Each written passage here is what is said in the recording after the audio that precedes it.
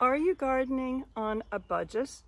Are you interested in my top 6 tips for planting new borders or improving old borders without spending a lot of money?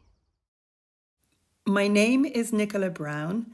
I'm an Irish artist using homegrown vegetation to colour my textiles. During this short video, I share with you 6 top tips that I found really helpful when laying out and planting up new dye borders from scratch. Tip number 1. Choose plants that self-seed readily.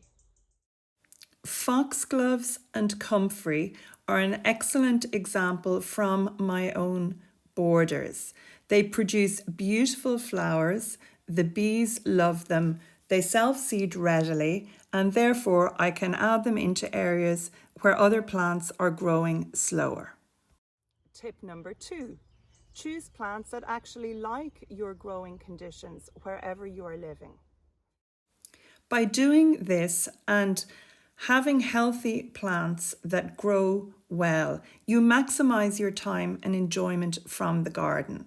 I know I don't have a huge amount of time, but I plant in large swathes of colour and I'm not constantly trying to baby plants along. If these tips are helpful for you, please hit the subscribe button below. Let's go on. Tip number 3. Choose plants that are not going to get attacked easily by slugs, rabbits, deer, or any other predators that you may have in your area. I don't want to be battling against nature. I want to encourage wildlife and diversity in my garden.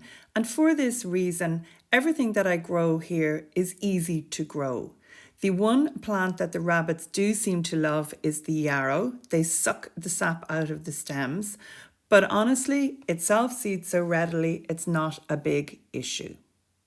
Tip number 4, buy a few healthy plants, larger plants when you are starting your new borders. Get them from a reputable supplier and you won't be disappointed.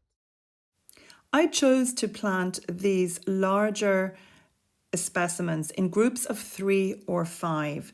They established very quickly, started to self-seed, and then I was able to add the seedlings into other parts of the border where plants were slower growing and I needed some additional colour.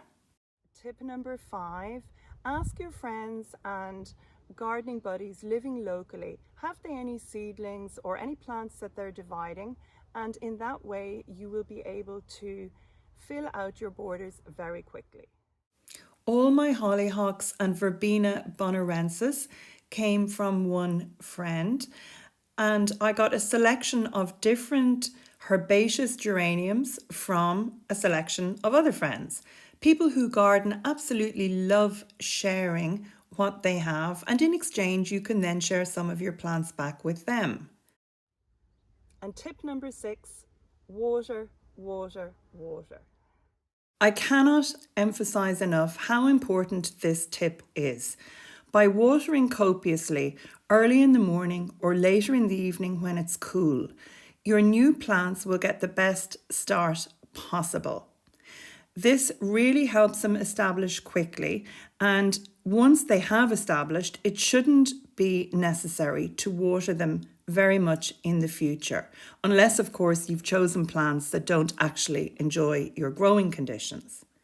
I've added a large water container to gather rainwater from the roof of my off-the-grid studio, and it's 2021 now. I'm using that to water some new plants that I've got from friends that I've added into the borders, and as you can see here, everything is really developing nicely. So if you'd like more tips from the garden at Clasheen or are interested in eco-printing or felt making, please hit the subscribe button now.